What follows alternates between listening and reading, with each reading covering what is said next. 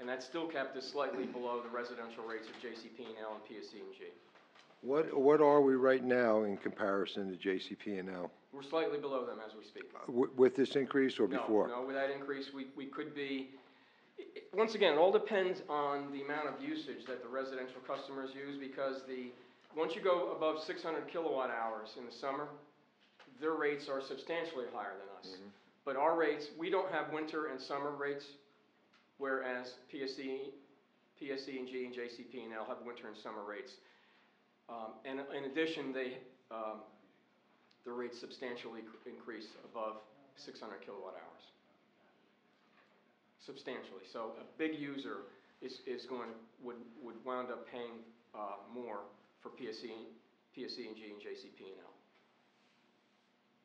But we could be, and I did not get complete information from the Board of Public Utilities, we could be 7, 8, 9% above JCP&L with the way I averaged these numbers. And they have put in for rate increases. That's correct. Both of them. Mr. Komodo. Yeah, just want to translate a 15% increase to an average homeowner. We're talking about $24 approximately there for an average home in Madison per month. So $20, $24, $25 of increase per month. Is that based about? on raised usage. Yep. That's right.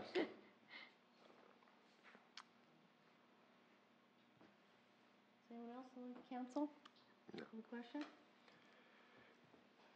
Okay, this will be listed for introduction. You get another stay at it later. All right. Authorize consent to execute and submit forms to NJDEP for sanitary sewer force main and treatment works approvals for FDU. Robert. The other Robert. Good evening, everyone. This is a standard authorization form that the DEP requires as a part of their application process for any treatment works approval.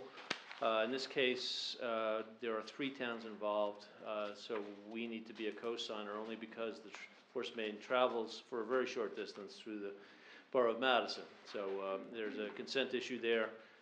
Florham Park has already consented through their governing body and Mike Scaramella, their engineer, and Morris Township as the eventual treatment and conveyance owner has already consented to this as well. And they sent the package of application forms down to the DEP, and the DEP said, well, you do go for a short distance through Madison, so you need their consent as well. So as such, I've looked at the force main package that was sent over to us. I don't believe it has any real effect on us, and so I'm asking for your authorization to send that application in.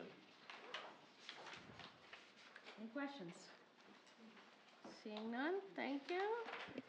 All right, we'll call you back, I'm sure. Increased smoke detector carbon monoxide certification fees, right? This is another fire department issue. The fees here were last revised in 1992. When a person is selling a one-family home, there is a charge for the fire department to respond to verify that the home has the proper amount of smoke detectors and carbon monoxide detectors that's required by the state fire code.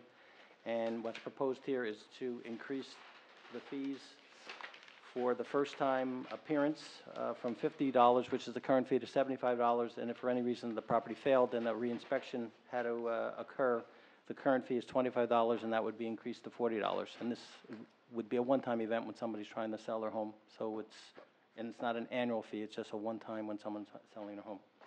And it was last revised in 2003, so these fee schedule is 7 years old.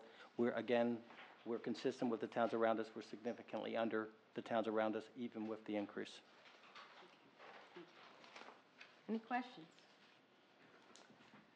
Seeing none, this will be listed for introduction.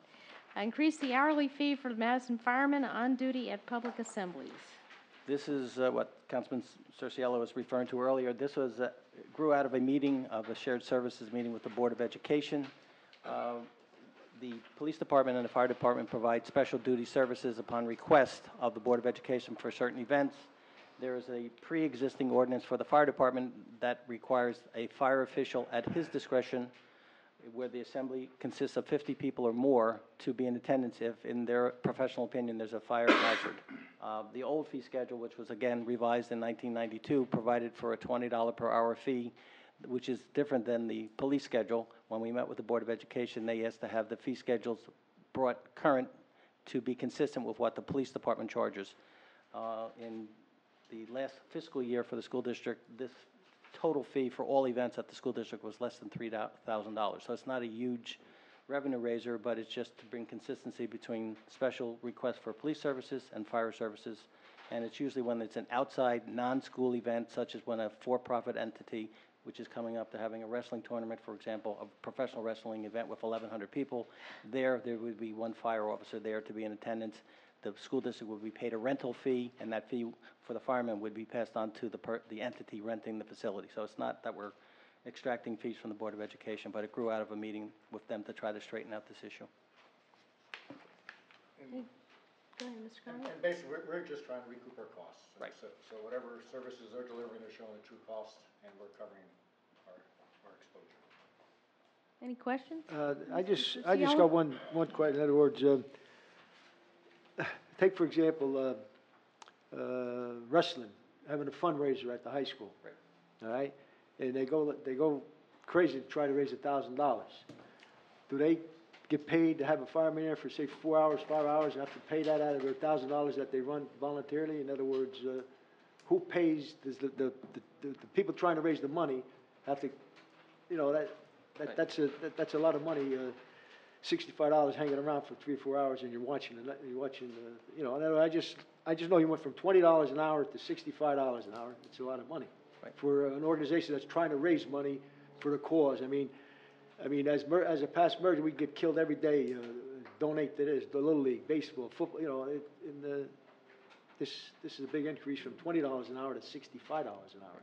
Well, the issue here would be, in that situation, it would be the Board of Education would set the fee schedule for renting. What they're doing is passing on that charge. So if the fire official determines in the interest of safety of the public a fee is required, then it would be a cost that would be passed on to the organization as a condition of renting the facility. The school district doesn't feel it's appropriate for them to bear the cost of that service. We as a borough are not, if it was a Board of Ed function, that they were, you know, so for a school play, back to school night, the senior citizen luncheon that they have before their play, we don't have a charge for the fire official to go there. It's a service of the fire department for a sister agency. It's when there's an outside for-profit entity raising money that's profit motivated, that's not connected to the community, that the fee would be charged, and it would be charged by in that case, the Board of Ed, and if the fire department requires a fireman, that would be a condition of the rental agreement, that whatever the cost is from the fire department to the Board of Ed would be assumed by the sponsor of the event. I hear what you're saying, that we shouldn't be hitting, and we don't. We're not looking to have North Star or the Elks pay these fees, or the YMCA or the Red Cross. This is more a for-profit event where the fire department determines, in their judgment, it's in the best interest of safety to have a fire official there in the event of a large crowd. But it would not necessarily be limited to for-profit. No.